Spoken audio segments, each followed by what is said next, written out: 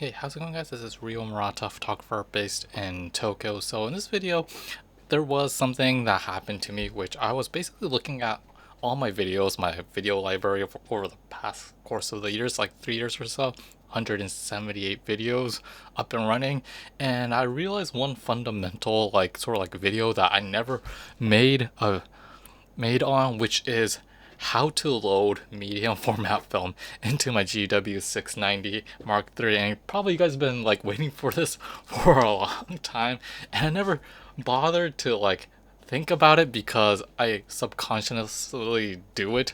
But over the course of the years, I thought it would be nice to just make this video on this specific topic of loading film into my GW690. Not too serious, hopefully, but more informal and educational for you guys. And before going into that topic, I need to sort of like explain to you guys that for medium format, unlike 35mm film format, which you only have one type of canister, medium format cameras, specifically, the film itself is the same, but you have like 3 or 4 types of formats that exist: 645, 6x6, 6x7, and 6x9. And depending on the camera, the loading method actually differs. And there's basically, if I'm right, there's like 3 variations going on. And like I said, the GW690 that I currently use as my main medium format camera uses a sort of like a rangefinder plus SLRs use the exact same method of loading the film on the left side and pulling it to the right side. These include the GW690 from Fujifilm, all the series, the one Mark 1, Mark 2, Mark 3. Pentax 67 uses the exact same method, and also, if I'm right, the Mamiya 7 uses this method too. So in this video, I'm going to be covering on that specifically, and maybe in my future video to come, I might talk about the loading film into the 645 format, which is another different variation, which includes the Mamiya 645, Mamiya RZ RB67, and if I'm right, the Zenza Bronica series. All of them use that sort of like method where you basically stick in the film and just pass it around. You guys know what I'm talking about. And also, not to mention the last but not least method of loading film is TLRs, which I currently don't have at all. Famous ones are Rolei Flex, Ricoh Flex, and also Matte G124 from Mamiya, which I guess the film goes from the top to the bottom. It's completely a different way of loading film. I don't have it, so I can't make a video on it, but yeah, I wish I did.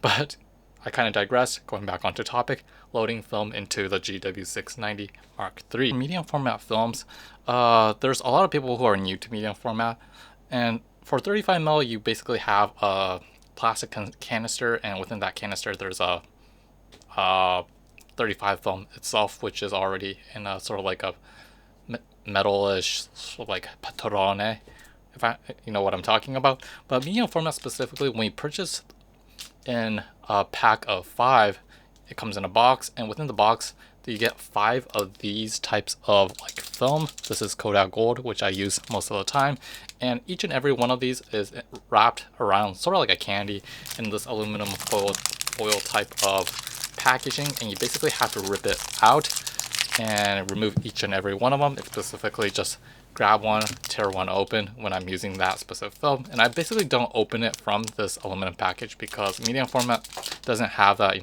protection layer like a 35mm do. It's in a hard shell. This is basically the backing papers being the protector or the guardian of the film negative itself. Went a little bit off topic. And within this sort of like medium format film itself, there's basically a paper wraparound right here. It's hard to see, but this yellow area right here, there's this like Kodak professional paper that's being 360 degrees like labeled onto the backing paper. And when I started shooting with medium format, I thought the correct way of opening this was using your nails and just like ripping from the side and just making my way through. But over the course of the years, I realized that's like the slowest way of opening this like what I call protection layer. But the fastest way, if I'm right, is that when there's an area where the film backing paper starts right here, and you can basically, there's an area that sticks out, you basically pull here and you can rip it up, and it's like cutting an envelope kind of mentality where you can basically make a straight cut and you can basically remove the paper that way. And I realized that was actually the fastest way of removing the the what you call the label from the Cool 200. And I kept going off topic, but and I realized before doing that, you should have your camera. In my case, I typically have my GW690 face down on maybe a desk or a table. And when I'm loading, I basically load top down actually. So if I'm like shooting outside in the open, I basically sit down somewhere, have the lens stick in between my legs, and have the camera face up to me, the back side of the what we call the camera facing towards me, so I can basically load the film in. And once you do that, you take your like film and like I said, you remove the paper that's being like securely wrapping the color negative itself, and you insert before inserting this into the camera itself. You have to understand that for rangefinder and SLR type of cameras, the reel itself is actually, when you open the camera, it should be on the left side, and you have to remove that and move it to the right side. The reason why is that similar, oh not similar to 35, but this is a distinctive feature of shooting with medium format, especially in the SLR and also rangefinder, is that this film goes onto the left side and the film itself actually goes to the right side.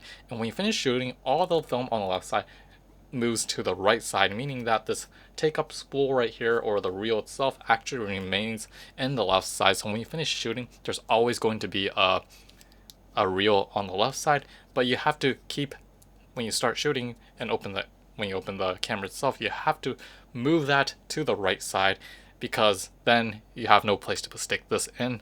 So it's like congestion going on. So, and then you take up your film and stick it into the left side of the camera chamber. And for the GW690 specifically, there's actually a red button at the bottom left and bottom right where it basically unlocks the sort of like the area where it kind of traps the film at the bottom and at the top, so you can basically snugly fit it in there. And once you install the film in there, you basically press from underneath, there's a button that sticks out, so that actually locks into place. And then that's actually where you start stretching your film across the focal plane, or in front of the lens actually, to the other what we call reel that's being installed to the right side. And I keep forgetting to say this over and over again, but before installing your film, you probably took the the paper wrapper around the, which is like scarily locking the film itself. I highly suggest removing every single part of this like paper wrapper right here, because the reason this is like really important in my case, especially shooting with a GW690, is that that camera specifically, and also if I'm right, my Mamiya 7 II, if I'm right, the lens itself is actually exposed once you open the back side of, or the back plate of the camera, meaning that when you're actually installing your film into the camera, the lens element is actually being exposed to the outer atmosphere, meaning that any kind of dust, any kind of particle, any kind of dirt can enter the camera itself. And that aside, this paper thing that you just removed, there might be some kind of debris left over on top of the like the backing paper, and that could actually like fall into the lens, and that could become fungus that could cause mold and stuff like that. So when I try to install like medium format film into my GW690, I highly suggest and highly recommend removing every single part of the film, this debris that you can get from this sort of like backing paper. And I know there's going to be some kind of glue sticking into this part, and it kind of pisses me off, but I had to live with that. So after I remove that, I can basically install the film into the camera.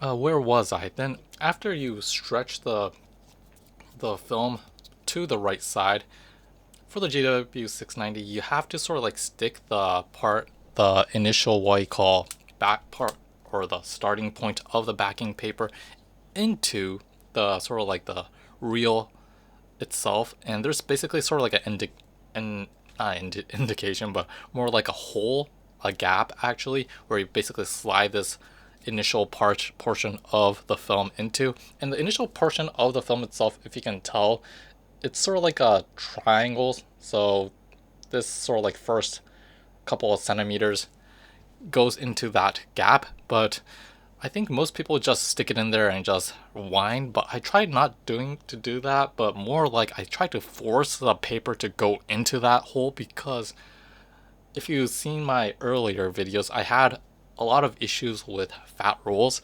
and fat rolls happens when there's like space in between the sort of like the color negatives winding on top of the reel itself. There's like space going on, and that happens when there's some kind of like slippering going on, meaning that the paper itself doesn't wind as tightly as it can onto the what I call the reel.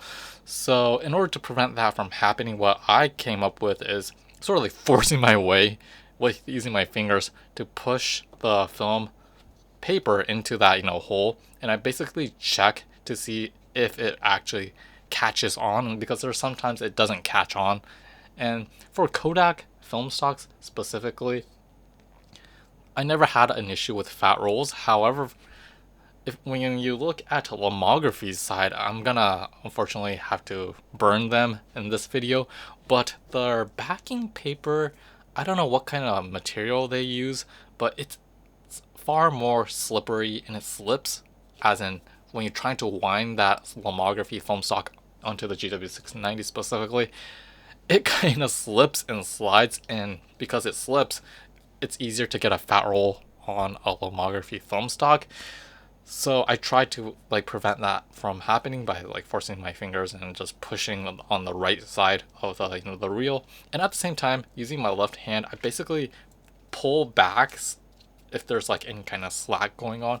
If there's slack, there's going to be a chance that you might get a fat roll. So that's actually one of the ways I kind of do to prevent that fat roll from happening. And once it catches on, you basically will just wind it until the arrows align top and bottom, and you're basically done for the day. Close the back lid, and just advance to the first exposure. And that's basically it on the what I call installing film into a GW690. Nothing hard, nothing too peculiar. Well, some advices along the way. And yeah, that's basically it on that video. And there's not much to talk about in this video because it becomes sort of like second nature. The longer you shoot, you understand what you have to do. It becomes a routine, similar to life.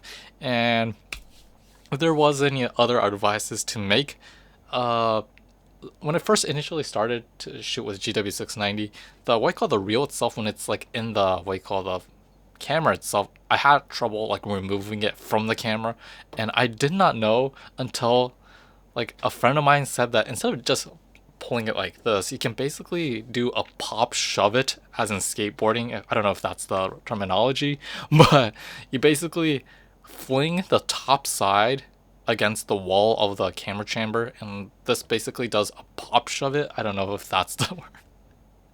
I don't know why my friends said pop shove it, or I don't know, ollie or something, but basically this goes flying out. So that's actually how you can basically easily catch the reel if you have like really stubby hands, thick hands, unfortunately. So yeah, I did not know about that until maybe the end of the first year or so, until one of my friends who shoot with some various medium format camera mentioned it. So yeah, that's basically sort of like my own like take on like installing film into my GW690. Yeah, so yeah, if you have any questions, if you have any inquiries, I'm happy to reply. And yeah, this is hopefully it will clarify a lot of people's question on how to like install medium format film into a medium format. And obviously, like I said, there's like three variations. This is just one of them. If you have an SLR medium format camera or a rangefinder, this is basically how you do it. And I'm kind of curious because I keep seeing people with their Pentax 6.7, when they wind it on there, the film goes across the reel and goes under and like winds like that way. I'm not sure if that's how you load the Pentax 6.7. That might be a little bit of a differentiation going on, but the GW690, you have to stick the film into the hole or the gapping hole of the reel itself to have it wind on there. So yeah, if you have a Pentax 67, I would love to hear from you guys, like how you sort of like install your film.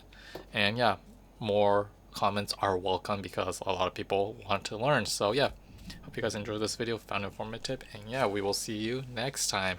Peace out.